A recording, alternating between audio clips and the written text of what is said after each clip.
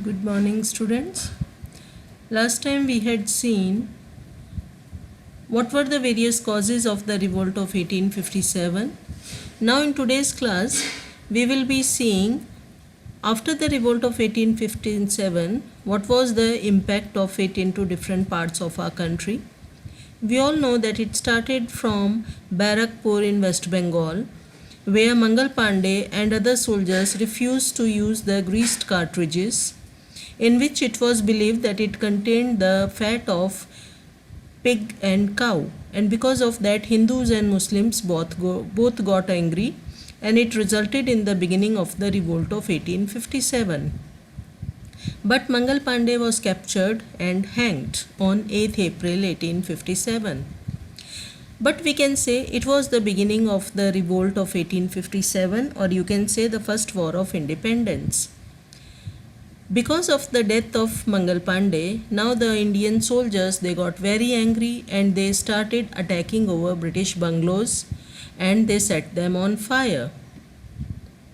Telegraph lines of Meerut to Delhi were cut by the sepoys, and not only that, now all these soldiers, they march towards Delhi. After Meerut, the sepoys marched towards Delhi and joined other local sepoys, where they declared the Bahadur Shah Zafar as the leader of their rebel.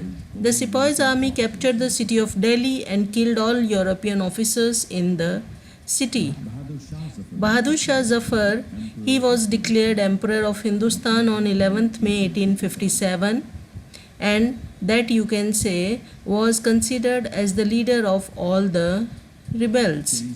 This news changed a famous revolt into a war of independence, and it spread to many parts of our country, especially northwestern India, western Bihar and central India.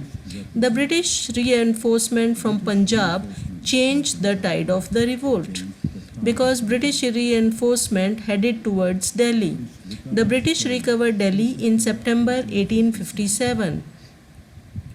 Now, let's see in MCQ, can you find out the answer? Bahadur Shah Zafar was declared as the Emperor of Hindustan on 13th May 1857, 12th May 1857, 10th May 1857, 11th May 1857.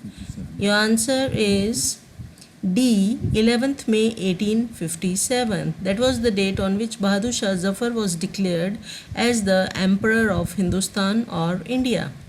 Now the British began a reign of terror, killing thousands of innocent people in Delhi and all the areas. Bahadur Shah Zafar was imprisoned by the British and exiled to Rangoon. His two sons and one grandson were shot dead by the British.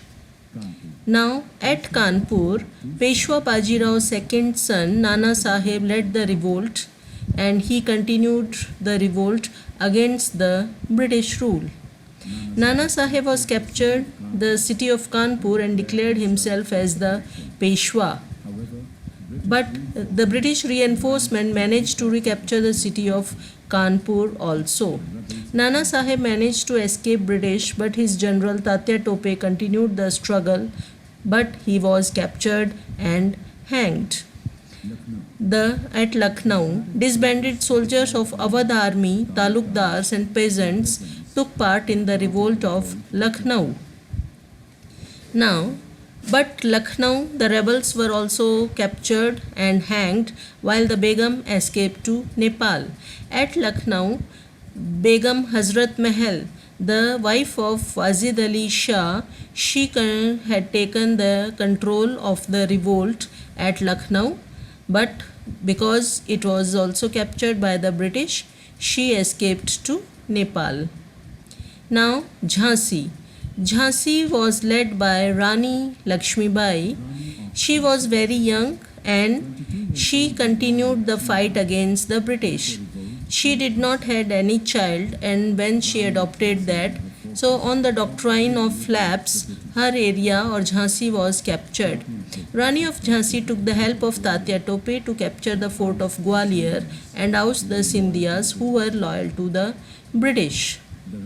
but Rani was killed in battle, but she became a symbol of inspiration for the people to fight for freedom. Now let's see the end of the revolt. The British were able to end the revolt just after 14 months of the outbreak, and it was crushed by the British in July 1858 with the help of Indians. Most rebels were hanged and some were shot after being tied to cannons. Now, the proclamation of Queen Victoria, East India Company's rule came to an end and Queen Victoria took the control directly into her hands. In 1876, Queen Victoria was declared as the Empress of India. Now in this cartoon also easily you can see how the crown is being presented to the Queen Victoria. Now, in 1876, the Queen promised to look after the welfare of Indian people according to her proclamation. She also promised to honor all the treaties conducted with Indian rulers, and the number of British in the army was increased. Only the British could control the artillery. Indians were not allowed to carry weapons anywhere. Now let's see.